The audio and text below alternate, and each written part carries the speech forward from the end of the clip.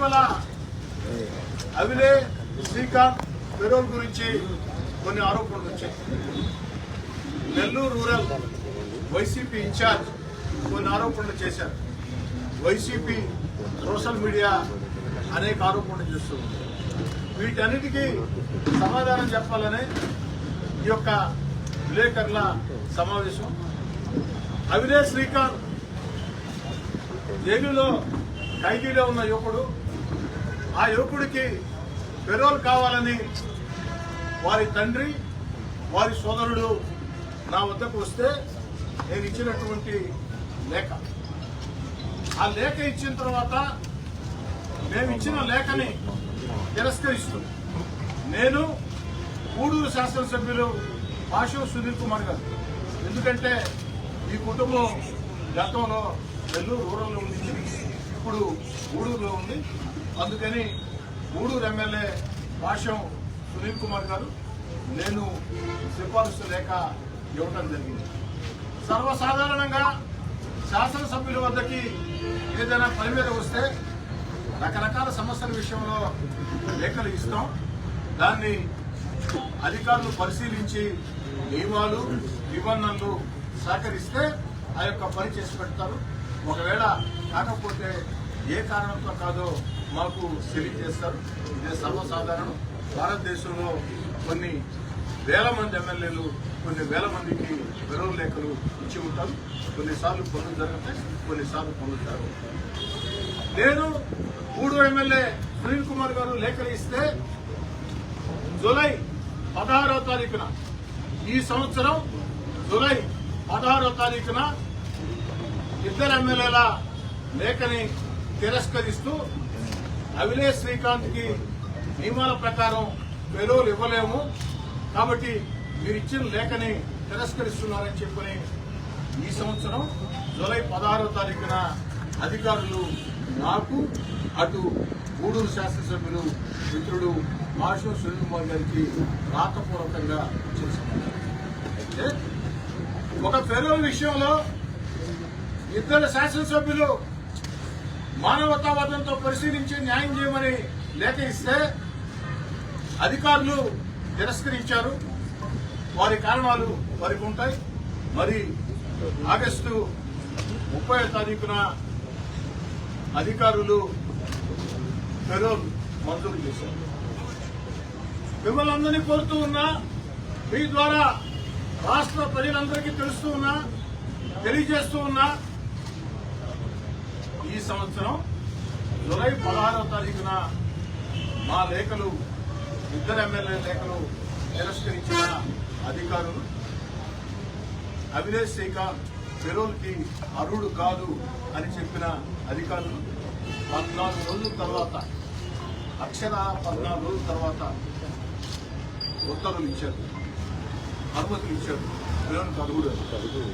మా హోంమంత్రి హరిత గారు కూడా ఇదే చెప్తూ ఇద్దరు ఎమ్మెల్యేల లేఖలను తిరస్కరించిన 14 రోజులకి ఈ పెరోల్ ఎలా వచ్చింది అన్నది విచారణకి ఆదేశించాం. ఆ విచారణలో అన్ని విషయాలు తెలుస్తాయి. దీనికి కారకులు ఎవరు అన్న విషయాలు తెలుస్తాయి. వారి మీద చర్యలు తీసుకుంటామని స్వయంగా హోంశాఖ మంత్రి గారే ఇప్పటికే చెప్తారు. మరి లేఖలు ఇవ్వటమే తప్పని రూరల్ వైసీపీ ఇన్ఛార్జ్ అయ్యా, రూరల్ వైసీపీ ఇన్ఛార్జ్ లేదా వైసీపీ రాష్ట్ర సోషల్ మీడియా, వైసీపీ రాష్ట్ర నాయకులారా, లేఖలు ఇవ్వటమే తప్పు అయితే మరి వైఎస్ఆర్ కాంగ్రెస్ పార్టీ అధికారంలో ఉన్న వేళ వైఎస్ఆర్ కాంగ్రెస్ పార్టీ రాష్ట్ర నాయకులు వైఎస్ జగన్ రెడ్డి గారికి ఈ రాష్ట్రంలో అత్యంత సన్నిహితుడు చెవిరెడ్డి భాస్కర్ రెడ్డి, సూడూరు శాసనసభ్యులు కిలివేటి సంజీవయ్య, వారు ఇదే అవిలే శ్రీకాంత్, వేరే వారికి కూడా కాదే, ఇదే అవిలే శ్రీకాంత్ కి లేఖ ఏ విధంగా ఇచ్చారు. వైఎస్ఆర్ కాంగ్రెస్ పార్టీ రాష్ట్ర నేతలరా, నెల్లూరు రూరల్ వైసీపీ ఇన్ఛార్జ్, సాక్షి టీవీ, సాక్షి పత్రిక రాలేదా? మా మస్తాన్ రెడ్డి గారు సాక్షి రాలేదా? ఇంకెవరైనా సాక్షి రిపోర్టర్స్ వచ్చినారమ్మా? సాక్షి ఛానల్ గాని వారు వచ్చారా? ఏనాయనా సాక్షి ఛానల్ బాగా తీసుకున్నాయన చేయుతున్నాయన ఒకసారి సాక్షి రిపోర్టర్ వచ్చున్నారు కదా ఒక్కరోజు చెయ్యి బాగా పైకెత్తి దీన్ని బాగా స్ట్రూప్ చేసుకోండి ఆయన. వైఎస్ఆర్ కాంగ్రెస్ పార్టీ రాష్ట్ర నాయకులు, సాక్షి టీవీ, సాక్షి పత్రిక, rural YCP in charge, YCP social media వ్యక్తులందరికీ మనం చేస్తున్నా.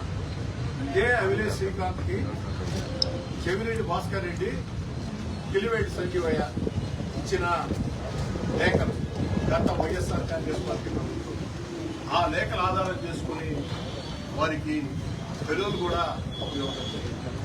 మా ప్రభుత్వంలో మేము ఇచ్చిన లేఖల్ని అడుగులు కాదని తిరస్కరించారు. తిరస్కరించిన 14 రోజులకి అనుమతులు ఇచ్చారు. ఎలా సాధ్యమని హోంమంత్రి అనిత గారు విచారణకు ఆదేశించారు. విచారణలో అన్ని విషయాలు కూడా బయటపడ్డాయి. అయితే చెవిరెడ్డి భాస్కర్ రెడ్డి కానీ, కిలివేటి సంజయ్ గాని ఇచ్చిన లేఖల్ని నేను తప్పుపట్టాను. ఎందుకు తప్పుపట్టినంటే ప్రజాప్రతినిధులుగా ఉన్నప్పుడు, ఎమ్మెల్యేలుగా ఉన్నప్పుడు ఆ యొక్క వ్యక్తులు సాయం కోసం వస్తే లేఖలు ఇవ్వటం సర్వసాధారణం. ఆ లేఖల్ని ఆధారం చేసుకుని అధికారులు నియమాలకు అనుగుణంగా ఉంటే ఇస్తారు, లేకుంటే లేదు. మరి ఈ సందర్భంగా మరో మాట అందరికీ చెప్తూ ఉన్నాను. జీవితంలో ప్రతి సంఘటన రాజకీయ నేతలకి ఒక అనుభవం. ఈ అనుభవం నాకు నేర్పించిన పాఠం ఏది ఏమైనా భవిష్యత్తులో నేను ఎమ్మెల్యేగా ఉన్నంత కాలం ఎవ్వరికి పెరువు లేఖలు ఇవ్వను. సహాయం చేద్దాం. ఎందుకంటే ఎవరైనా వ్యక్తులు వస్తే వారి తండ్రో వారి తల్లో లేదా సమస్యల మీద వస్తే ఇస్తూ ఉంటాం. కానీ పెరువుల విషయంలో వివాదం జరిగింది కాబట్టి మా లేఖలు తిరస్కరించి ఉత్తర్వులు ఇచ్చినా మా లేఖల్ని పదే చూపించి మా లేఖల వల్లే వచ్చిందని ఆరోపించారు. కాబట్టి సమాధానం చెప్తూ ఉన్నా, మా లేఖల వల్ల రాకున్నా ఇది ఒక వివాదం అయింది. కాబట్టి ఈ యొక్క అనుభవం జీవితంలో ఒక పాఠం నేర్పించింది. రాజకీయాల్లో నేను ఎప్పుడు కూడా డాక్టరేట్, ప్రొఫెసర్, లెక్చరర్ అనుకోను. ఎప్పుడు కూడా నిరంతర విద్యార్థి.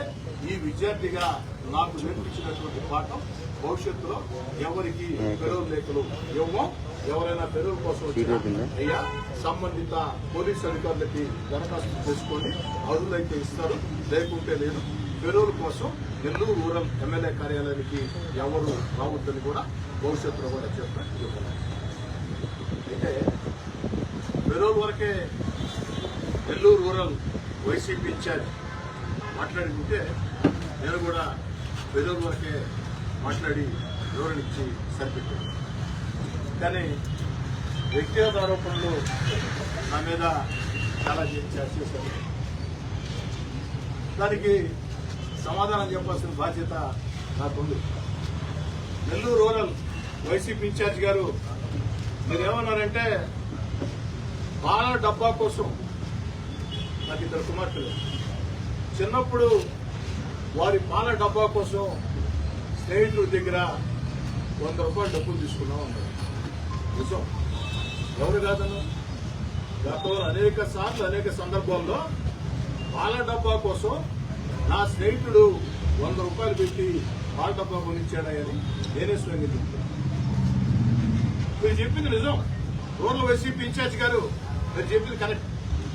అక్కడ కాపేది. నా స్కూటర్లో చాలా సార్లు పెట్రోల్ లేకుంటే అనేక మంది స్నేహితులు నా స్కూటర్కి పెట్రోల్ కొట్టించారు. మీడియా మిత్రులు చెప్తూ ఉన్నా, నాకు ఒక సెకండ్ హ్యాండ్ పాత స్కూటర్ ఉండేది సార్. ఆ స్కూటరు నాకెంతో ఇష్టం. ఈరోజు కూడా నా దగ్గరే ఉంది ఆ స్కూటర్. ఆ స్కూటర్లో నేను పోతుంటే దాటి పోయేవాళ్ళందరూ నా సైడ్ చూడాల్సింది. ఎందుకంటే పాత స్కూటర్ సౌండ్ ఎక్కువ వచ్చింది. అప్పుడప్పుడు సైలెన్సర్ ప్రాబ్లం వస్తే 1990లో ఆ రోజుకు నేను కాంగ్రెస్ పార్టీ నాయకుడిని, జేకే రెడ్డి గారు ఎమ్మెల్యేకి సన్నిహితుడిని. అయినా సైలెన్సర్ రిపేర్ చేయించాలంటే 450 ఖర్చు అయితే ఓ 10 రోజులు ఆలస్యం జరిగితే సైలెన్సర్ లేకుండా రోడ్లో స్కూటర్ పోతూ ఉంటే అందరూ మనసారి చూడడం తప్పదు కదా సార్. అదే మనకు ఎవరు కాదన్నారు వైసీపీ ఇన్ఛార్జ్ గారు. నాకేమైనా మైసూరు మహారాజు కుటుంబం, వాలేరు మహారాజు కుటుంబం ఎప్పుడైనా చెప్పారా? నేను ఎప్పుడు చెప్పలేదే. నా తండ్రి ఎమ్మెల్యే కాదు, నా తాత మంత్రి కాదు, 100 కోట్లు 1000 కోట్ల ఆస్తులు ఉండే కుటుంబం కాదు, కష్టాలు నష్టాలు కన్నీళ్లు ఉండే ఓ సామాన్య మధ్యతరగతి రైతు కుటుంబం. వేరే అనేక సార్లు చెప్పారు. దాంట్లో దాపరేకం లేదు.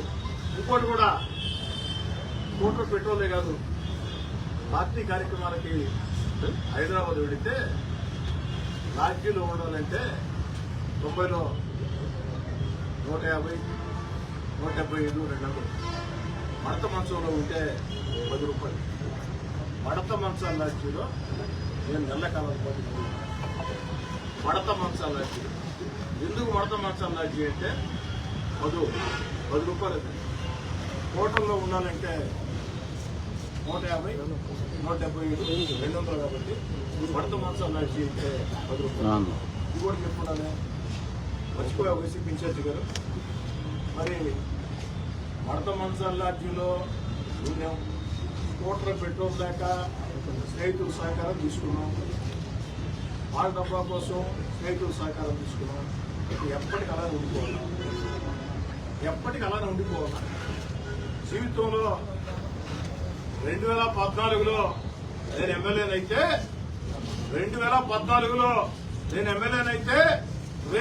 సంవత్సరం నాటికే, అంటే 14 ఏళ్ల ముందే నాకు రియల్ ఎస్టేట్ వ్యాపారం ఉంది. స్నేహితులతో కలిసి కాంట్రాక్ట్లు ఉన్నాయి. స్నేహితులతో కలిసి ఆ రోజే నాకు 2000 సంవత్సరంలోనే కారు ఉంది. 2003లో నా ఇంటికి 2 కార్లు వచ్చాయి. 2009లో సొంత ఫ్లాట్ వచ్చింది. ఇవన్నీ ఎమ్మెల్యే కాకముందే. మరి ఎమ్మెల్యే కాకముందు 14 సంవత్సరాల ముందు రియల్ ఎస్టేట్ వ్యాపారం ఉంది. చిన్న చిన్న కాంట్రాక్ట్లు ఉన్నాయి. ఇప్పటికీ అవి కొనసాగిస్తున్నాం. ఇప్పుడు ఆర్థికంగా స్థితిమంతులం కాబట్టి కొంచెం పెద్ద రియల్ ఎస్టేట్, పెద్ద కాంట్రాక్టులు స్నేహితులతో కలిసి చేస్తున్నాం తప్ప. అయ్యా రూరల్ వైసీపీ ఇన్ఛార్జ్ తప్ప. రాజకీయ దందాలు చేస్తే తప్పు, ఆర్థిక దందాలు చేస్తే తప్పు, వ్యాపారాలు చేస్తే తప్పు కదా. నేను ఆర్థిక దందాలు చేసి ఉంటే, రాజకీయ దందాలకు పాల్పడి ఉంటే 2023లోనే, అంటే వైఎస్ఆర్ కాంగ్రెస్ పార్టీ అధికారంలో ఉన్న వేళ 18 నెలల ముందే సాక్షాత్తు ముఖ్యమంత్రి గారితో విభేదించి, ఆనాటి ముఖ్యమంత్రి జగన్ రెడ్డి గారితో విభేదించి, జగన్ రెడ్డి గారిని ధిక్కరించి 18 నెలలు వీధుల్లోకి వచ్చి పోరాటాలు చేశా. మరి రాజకీయ దందాలు చేసి ఉంటే, ఆర్థిక దందాలు చేసి ఉంటే, మీ ముఖ్యమంత్రి జగన్మోహన్ రెడ్డి, ఆనాటి ముఖ్యమంత్రి జగన్మోహన్ రెడ్డి గారికి వ్యతిరేకంగా వీధుల్లోకి వచ్చి పోరాటం చేస్తుంటే ఎందుకు నా మీద చర్యలు తీసుకోలేదు? ఆర్థిక దందాలకి పాల్పడలేదు కాబట్టి, రాజకీయ దందాలు చేయలేదు కాబట్టి, మీరు భూతత్వం వేసుకుని ఎత్తికినా ఎక్కడా కనపడలేదు కాబట్టి, ఒక ముఖ్యమంత్రితో విభేదించిన తర్వాత మీడియా మిత్రులు అడుగుతూ ఉన్నా, మీడియా ద్వారా ప్రజలు అడుగుతూ ఉన్నా, నేను రాజకీయ దందాలు చేసి ఉంటే సాక్షాత్తు ఆనాటి ముఖ్యమంత్రి జగన్మోహన్ రెడ్డి గారిని ధిక్కరించి విభేదించి వీధుల్లోకి వచ్చి 18 నెలలు పోరాటం చేసిన రోజు నా మీద చర్యలు తీసుకుంటారా లేదా మీరే ఆలోచించి. అంటే ఏమీ చేయలేదు కాబట్టి అయ్యా రూరల్ వైసీపీ ఇన్ఛార్జ్ మాట్లాడటం చేత కాదు. నాకు కూడా నోరు కాస్త పెద్దదే, భగవంతుడు పెద్ద నోరు ఇచ్చాడు. ఘోరంగా నేను మాట్లాడగలుగుతాను, కానీ ప్రజలు హర్షించడం మాట్లాడుతున్నాను. కానీ నిజంగా మాట్లాడాల్సి వస్తే నేను మాట్లాడతాను, మా షాబీర్ ఖాన్ మాట్లాడతాడు,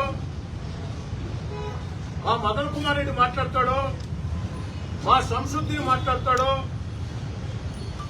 లేక మా కరణం హజరత్ నాయుడు మాట్లాడతాడో, మా చక్కసాయి సునీల్ మాట్లాడతాడో, మా తమ్ముడు కోటారెడ్డి గిరి మాట్లాడతాడో, ఎవరో ఒకరు మాట్లాడేస్తాం రోజు బరి తెగిస్తుంది.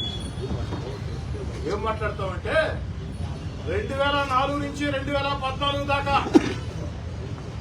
కాంగ్రెస్ పార్టీ అధికారంలో ఉన్న వేళ పేరుకు వివేకానంద రెడ్డి గారు ఎమ్మెల్యేనైనా ఇప్పుడు రూరల్ వైసీపీ ఇన్ఛార్జ్, ఆనాడు అధికార పార్టీ ఇన్ఛార్జ్ గా ఉన్నారు కదా అయ్యా. రూరల్ వైసీపీ ఇన్ఛార్జ్ 2004-2014 మధ్యలో ఆ 10 ఏళ్లు అధికార పార్టీ ఇన్ఛార్జిగా మీరున్న వేళ మునుమోడి, దొంతాలి, కనుపర్తిపాడు మచ్చల గురించి మాట్లాడదాం, ఇసుక స్మగ్లింగ్ గురించి మాట్లాడదాం, గ్రావెల్ స్మగ్లింగ్ గురించి మాట్లాడదాం, రియల్ ఎస్టేట్ దందాల గురించి మాట్లాడతాం.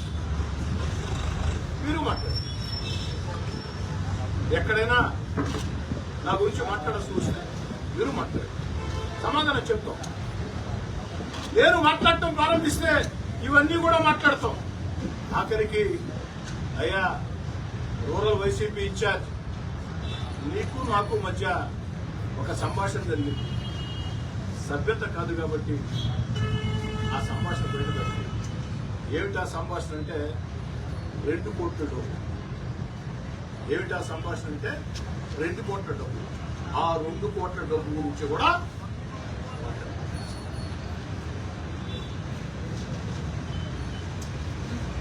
నేను అడుగుతున్న వైఎస్ఆర్ కాంగ్రెస్ పార్టీ నేతలను, కూటమి అధికారంలోకి వచ్చిన వేళ ఈ 14 నెలల్లో నెల్లూరు రూరల్ నియోజకవర్గంలో ఒక్క వైఎస్ఆర్ కాంగ్రెస్ పార్టీ కార్యకర్త మీదైనా నాయకుడి మీదైనా దాడులు చేశాము, వేధించామా, వెంటాడాము? ఒక్క సంఘటన. తెలుగుదేశం పార్టీ కూటమి అధికారంలోకి వచ్చి 14 నెలలైంది. ఈ 14 నెలల్లో నెల్లూరు రూరల్ నియోజకవర్గంలో ఒక్క వైఎస్ఆర్ కాంగ్రెస్ పార్టీ కార్యకర్త మీద నాయకుడి మీదనైనా దాడులు చేశామా, వేధించామా, వెంటాడామా? ఒక్క సంఘటన చెప్పమని చెప్పి అడుగుతూ ఉన్నా. మరి ఆ రోజు అధికారంగా దూరంగా జరిగిన తర్వాత మీ వైఎస్ఆర్ కాంగ్రెస్ పార్టీ ప్రభుత్వంలో జగన్ రెడ్డి గారు ముఖ్యమంత్రిగా ఉన్న వేళ 18 నెలలు నా వెంట నడిచే నాయకుల కార్యకర్తల మీద ఏ విధంగా కేసులు పెట్టారో, వెంటాడారో, వేధించారో జిల్లా అంతా. సోషల్ మీడియాలో నా కుటుంబ సభ్యుల మీద, నా తమ్ముడు కోటారెడ్డి గిరి మీద, నా వెంట నడిచే నాయకులు కార్యకర్తల మీద పోస్టింగ్ల దగ్గర నుంచి, అక్రమ కేసుల దగ్గర నుంచి, దౌర్జన్యాల దగ్గర నుంచి ఆ 18 నెలలు మీరు చేసినటువంటి దుర్మార్గాలు, పాపాలు క్షణక్షణం గుర్తుకొస్తూనే ఉంటాయి. కానీ నేను నిజంగా ప్రతీకార చర్యలకి పాల్పడాలనుకుంటే వైఎస్ఆర్ కాంగ్రెస్ పార్టీలో అధికారానికి దూరంగా జరిగిన తర్వాత 18 నెలల కాలంలో నన్ను, నా కుటుంబ సభ్యుల్ని, నా తమ్ముడు కోటారెడ్డి గిరిధర్ రెడ్డిని, నా వెంట నడిచే నాయకుల్ని, కార్యకర్తల్ని వేధించిన, వెంటాడిన, దౌర్జన్యం చేసిన వ్యక్తుల మీద ప్రతీకార చర్యలకి నేను పాల్పడాలనుకుంటే ఈ 14 నెలలు నెల్లూరు రూరల్లో వైఎస్ఆర్ కాంగ్రెస్ పార్టీ నాయకులకి చుక్కలు చూపించేవాడు. నెల్లూరు రూరల్లో ఉండే వైఎస్ఆర్ కాంగ్రెస్ పార్టీ నాయకులు అందరి గురించి నేను మాట్లాడను. ఆ 18 నెలలు మా మీద, మా వాళ్ల మీద దౌర్జన్యాలు చేసిన, అక్రమ కేసులు పెట్టిన, సోషల్ మీడియా దుర్మార్గ పోస్టింగ్లు పెట్టిన వైఎస్ఆర్ కాంగ్రెస్ పార్టీ ఆ నాయకులకి చుక్కలు చూపించి నరకం ఎట్టుంటుందో, వెంటాడితే, వేటాడితే ఎట్టుంటుందో, నరకం ఎట్టుంటుందో, వెంటాడితే, వేధిస్తే ఎట్టుంటుందో చూపించేవాడు. మరి ఇంకా చేయలేదు. ఎందుకు చేయలేదంటే వైసీపీ నాయకులారా పండగ చేసుకోండి, చంద్రబాబు నాయుడు గారు మా చేతులు కట్టేశారు. చంద్రబాబు నాయుడు గారు మా చేతులు కట్టేశారు. లోకేష్ బాబు గారు అంగీకరించరు. చంద్రబాబు నాయుడు గారు మా చేతులు కట్టి బట్టి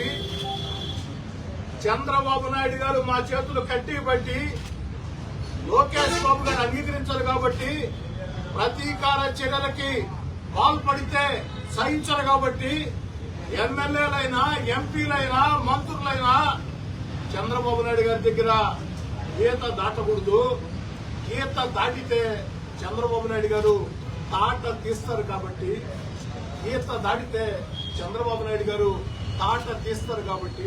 ప్రతీకార చర్యలకి పాల్పడవద్దని స్పష్టంగా ఆదేశాలు ఇచ్చారు కాబట్టి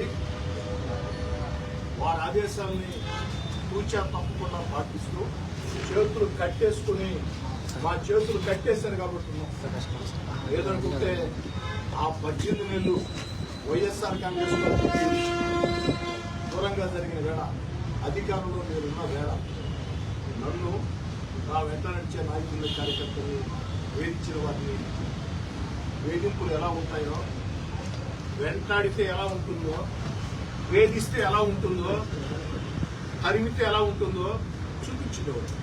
కానీ చంద్రబాబు నాయుడు గారు మా చేతులు కట్టేశారు. ఎంత దాటితే ఉపేక్షించారు.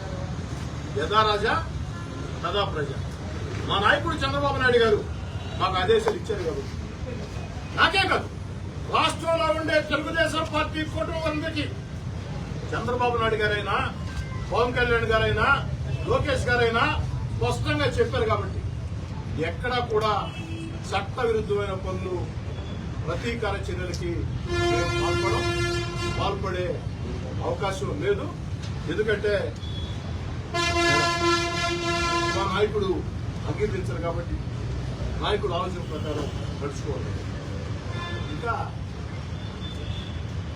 ఆనాటి నా పేదరికాన్ని అవహేళన చేస్తూ మాత్రమే యువత వైసీపీ ఇచ్చారు. ఇందాకే చెప్పే సమాధానం మళ్ళీ కూడా చెప్తున్నా. నా జీవితంలో నాకు సాయం చేసిన వ్యక్తులు ఎంతో మంది ఉన్నారు.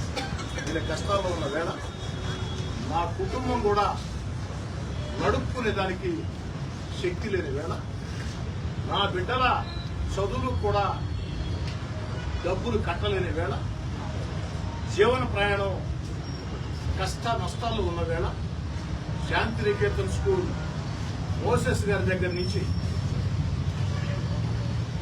గుంటూరు చెందిన నెల్లూరు వాస్తవ్యుడు అంబటి వేణుగోపాల్ రెడ్డి గారు,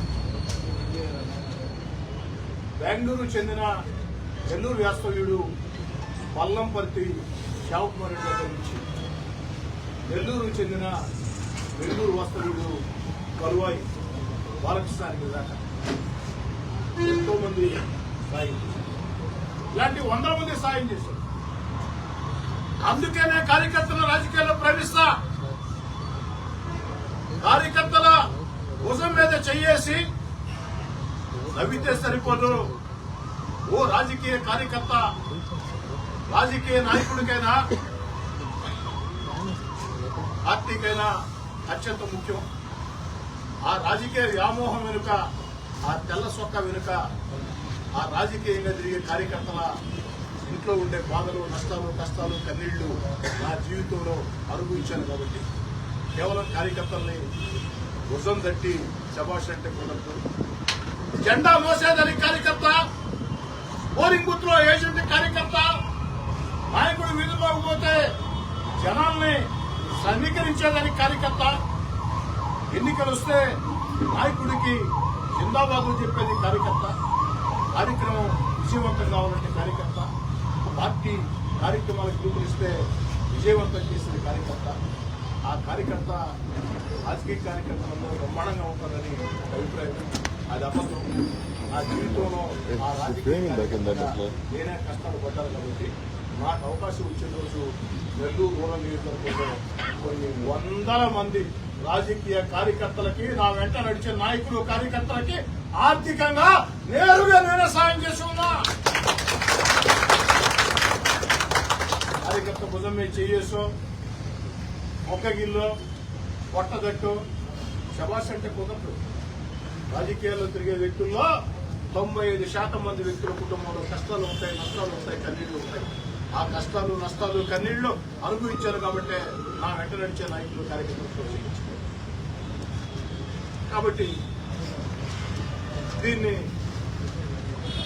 రూరల్ వైసీపీ నాయకులు, రూరల్ వైసీపీ ఇన్ఛార్జ్ గుర్తుంచుకుంటే బాగుంటుంది. చంద్రబాబు నాయుడు గారు చేతులు కట్టేశారని, లోకేష్ బాబు గారు అంగీకరించాలని ఎంతో ప్రశాంతంగా, ఎంతో సంయమనంతో ఉన్నాం. వైసీపీ నేతలారా కెలకొద్దు, వైసీపీ నేతలారా కెలకొద్దు, రండి ఆరోగ్యవంతమైన రాజకీయాలు చేద్దాం. చిల్లర మాటలు, చిల్లర రాజకీయాలు. అధికార పార్టీ శాసనసభ్యులుగా, అధికార పార్టీగా ప్రజల కోసం నేను చేసే కార్యక్రమం విషయంలో పొరపాట్లు ఉంటే ఏది చూపించండి. ఖచ్చితంగా కలిసి పనిచేస్తాం. ఒక బాధ్యతాయుతమైన ప్రతిపక్షంగా మీరు ప్రవర్తించండి, బాధ్యతాయుతమైన అధికార పక్షంగా మేము ప్రవర్తిస్తాం. మేము చెప్పే మాటలు నిజాలనుకుంటే ప్రజలు మమ్మల్ని ఆదరిస్తారు. మీరు చెప్పే మాటలు నిజాలనుకుంటే ప్రజలు మమ్మల్ని ఆదరిస్తారు.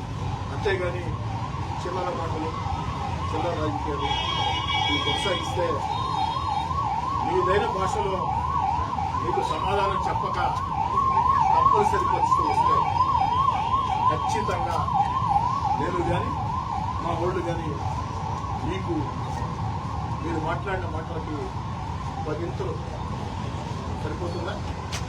10 ఇంతల 100 ఇంతలు ఉంటుంది. పట్టుకోదు 100 ఇంతలు ఉంటుంది. ఆ ప్రకారం వైసీపీ నేతలారా కాస్త ప్రజల కోసం ఆలోచించి మీరు చేసే తప్పులుంటే చూపండి. నెల్లూరు రూరల్ నియోజకవర్గంలో అన్నిటికీ అధికార పార్టీ శాసనసభ్యుడిగా, ముఖ్యమంత్రి చంద్రబాబు నాయుడు గారి విధేయుడిగా నేనే బాధ్యత వహిస్తాను. మీరు చెప్పింది ఏదైనా నిజం ఉంటే సరి చేసుకుంటాం. దానికి మీకు చెప్పా ఆనందాన్ని మీరు అన్నారా, నేను కాదంటే కదా మిగతా విషయాలు కోరుకుంటాం. ఆ విధంగా పూర్ణాయుత రాజకీయాలు చేద్దాం.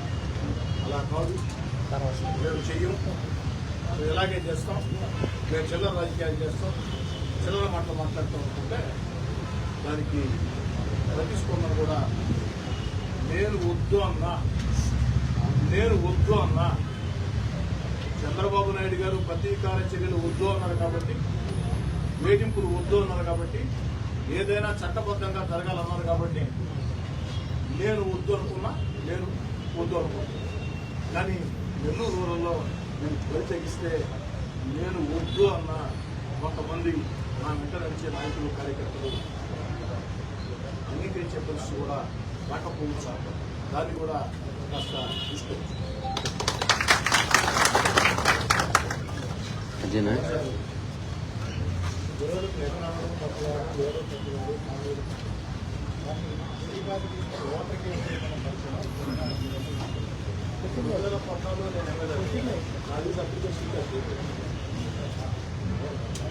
అప్పటికే జైల్లో ఓటర్ కూడా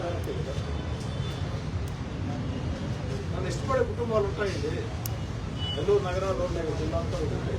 నేను మంచి వాళ్ళు ఇష్టపడతాను, కొంతమంది ఇష్టపడతారు, రెండు ఉంటాయి. ఇష్టపడే వాళ్ళు ఎందుకు ఇష్టపడతారంటే వాడు కారణం చెప్పాలి. ఇష్టపడిన వాళ్ళు ఎందుకు ఇష్టపడినట్టు ఉంటారు.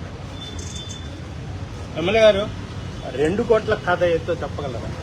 సమయం వచ్చిన రోజు, చెప్పాల్సిన రోజు చెప్పాల్సిన విధంగా, పద్ధతిగా, అందంగా, పొందికగా పూల పందిరి కట్టినట్టు తప్పకుండా చెప్తాం. ఆ 2 కోట్ల కథ నేను చెప్పానంటే నా రూరల్ వైసీపీ ఇన్ఛార్జి చాలా ఎక్కడ పెట్టుకుంటాడో తెలియదు.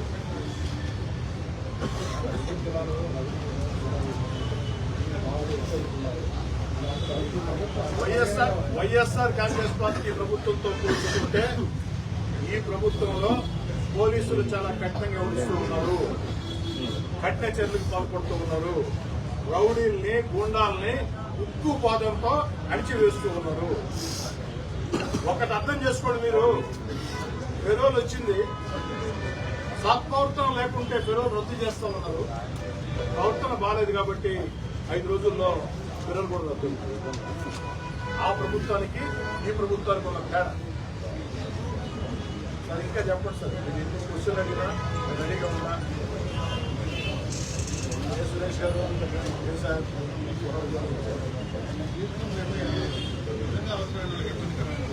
దానికి ఏం చేద్దాం సార్? పోలీస్కి సలహా పంపిద్దాం. ఇప్పుడు లేఖలు ఇస్తాం, లేఖలు ఇస్తే వివాదం చేస్తుంది. అందుకే ఇలాంటి విషయాలు, వివాదాస్పద విషయాలు, ఎరువుల విషయం కావచ్చు, ఏదైనా ఇలాంటి ఇష్యూలు ఏదైనా ఉంటే సలహా చెప్పి పోలీస్ స్టేషన్ మా సాక్షి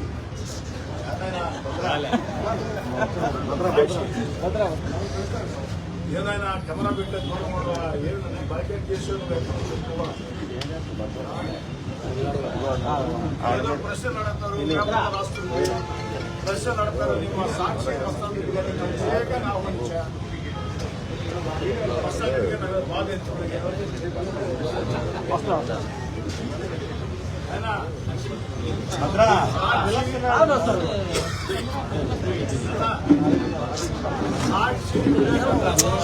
సాక్షి విలేకరులతో, సాక్షి కెమెరామెన్లతో, సాక్షి సిబ్బందితో నాకు ఎలాంటి వివాదం లేదు.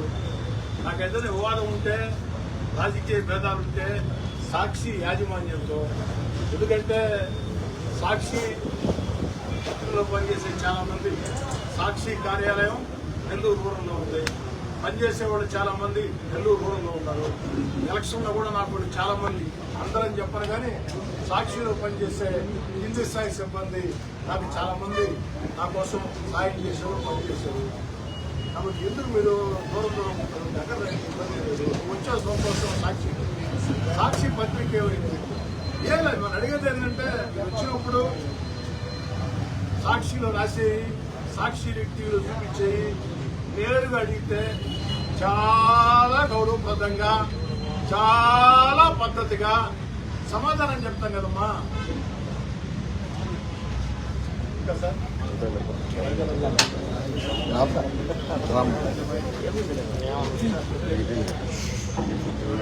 ఏమన్నా సార్ ఎన్ని క్వశ్చన్స్ ఏమంటారా? చేస్తే 3 రాదు.